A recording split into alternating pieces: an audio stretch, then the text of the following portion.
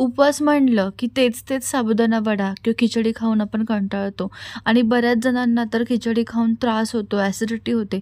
अशा वेळेस आपण हे वरईचे डोसे बनवून खाऊ शकतो आणि महत्त्वाचं म्हणजे हे डोसे करण्यासाठी बिलकुलही मी वरई किंवा साबुदाणा भिजत न घालता अगदी इन्स्टंट पद्धतीने हे डोसे तयार करून घेतलेली आहेत आणि छान मऊ लुसलुशीत असे डोसे होण्यासाठी व्हिडिओ शेवटपर्यंत नक्की पाहायचा आहे आणि जर रेसिपी आवडली असेल तर लाईक करायला देखील विसरायचं नाही आहे व्हिडिओला. नमस्कार, मी मोहिनीता तो सर्वांचं स्वागत करते माझ्या किचनमध्ये. डोसे बनवण्यासाठी इथं मी 1 कप अशी वरई घेतलेली आहे किंवा काही भागात त्याला भगरसुद्धा म्हणतात. तर अशी ही भगर किंवा वरई कुठल्याही किराणा दुकानामध्ये सहज मिळते. त्यानंतर यामध्ये आपण पाणी घालायचं आहे आणि 2 ते 3 पाण्याने स्वच्छ अशी वरई धुवून घ्यायची. वरईचे डोसे करत असताना आपण बरेच वेळा वरई भिजत टाकतो किंवा साबुदाणा भिजत ठेवतो, त्याला खूप जास्त वेळ जातो. पण आज आपण एकदम इन्स्टंट पद्धतीने डोसे कसे करायचे ते बघणार आहोत. 2 वेळा मी ही वरई स्वच्छ अशी धुवून घेतलेली आहे. आता ही वरई आपण साईडला ठेवून घेऊ आणि त्यानंतर असं मी मिक्सरचं भांडं घेते आहे आणि ह्यामध्ये आता आपण 2 ते 3 चमचे भाजून थंड करून घेतलेला साबुदाणा घ्यायचा आहे. तुम्ही असासुद्धा साबुदाणा डायरेक्ट वापरू शकता, पण भाजल्याच्या नंतर त्यामध्ये थोडंसं मॉइश्चर कमी होतं आणि अगदी पटकन साबुदाणा मिक्सरला फिरला जातो. ह्याची छान पावडर अशी आपण बनवून घेऊ मिक्सरमध्ये. तर इथं मी अशी साबुदाण्याची पावडर काढून घेतली मिक्सरमधनं. तुमच्याकडे साबुदाण्याचं पीठ असेल तर तुम्ही ते पीठ 2 ते 3 चमचे वापरू शकता. आता त्याच भांड्यामध्ये आपण धुवून घेतलेली वरई टाकून घ्यायची. त्यानंतर मी यामध्ये 2 चमचे दही घेतलेला आहे आणि 2 हिरव्या मिरच्या.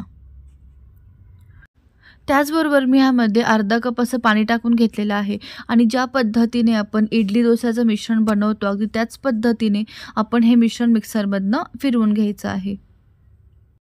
तर इथं असं मी हे मिश्रण मिक्सरमधनं फिरून घेतलेलं आहे. ज्या पद्धतीनं डोस्याचं मिश्रण असतं किंवा डोस्याचं बॅटर असतं त्याच कन्सिस्टन्सीचं मिश्रण मी बनवून घेतलेलं आहे. आता हे संपूर्ण मिश्रण आपण एका मोठ्या भांड्यामध्ये काढून घेऊयात. तुम्ही बघू शकता किती छान परफेक्ट अशी कन्सिस्टन्सी झालेली आहे. एकदम स्मूथ असं हे मिश्रण तयार झालेलं आहे. त्यानंतर यामध्ये चवीनुसार मीठ टाकून घ्यायचं आहे आणि 2 चमचे इथं मी शेंगदाण्याचं कूट वापरलेलं आहे. ऑप्शनल आहे, तुम्हाला जर नसेल वापरायचं तर मी असंच हे मिश्रण डायरेक्टली वापरू शकता. छान हे दोन्हीही एकत्र करून घेऊ आपण मिश्रणामध्ये. आता यामध्ये टाकायचं आहे पाव चमचा खायचा सोडा आणि 5-1 मिनिटांसाठी हे मिश्रण छान असं फेटून घ्यायचं आहे. फेटून घेतल्यामुळं हे मिश्रण हलकं होतं आणि डोसे छान जाळीदार तयार होतात. इथं हे मिश्रण मी तयार करून घेतलेलं आहे. त्यानंतर इथं मी गॅसवर डोशांचा तवा ठेवून त्याला थोडंसं तेल अशा प्रकारे टिश्यू पेपरने चोळून घेतलं आणि असं मिश्रण आपण 1 ते 1.5 पळी तव्यावरती पसरून घ्यायचं. ज्या पद्धतीने आपण डोसे बनवतो त्याच पद्धतीने हे मिश्रण तव्यावरती पसरून घ्यायचं आहे. डोसा करत असताना गॅसची फ्लेम मीडियम ठेवायची आहे. मोठ्या गॅसवर जर तुम्ही डोसा बनवून घेता तर तव्याला चिकटतो आणि बिलकुलही डोसे आपले चांगले जाळीदार तयार होत नाहीत. त्यानंतर यावरती आपण अर्धा चमचा तूप किंवा तेल सोडून घ्यायचं आहे आणि आता हा डोसा आपण उलटून घ्यायचा. तुम्ही ते बघू शकता बिलकुलही हा डोसा तव्याला चिटकत नाही. अगदी सहज आपल्या नॉर्मल डोशासारखे डोसे तयार होतात आणि उलटून ह्याला दुसऱ्या बाजूनी सुद्धा आपण मस्त शेकून घ्यायचं. तुम्ही हवं तर एकाच बाजूने सुद्धा हे डोसे शेकून घेऊ शकता. इथं मस्त छान जाळी पडलेली आहे डोस्याला. खूप मस्त हे डोसे तयार होतात आणि असा डोसा आता आपण प्लेटमध्ये काढून घेऊयात.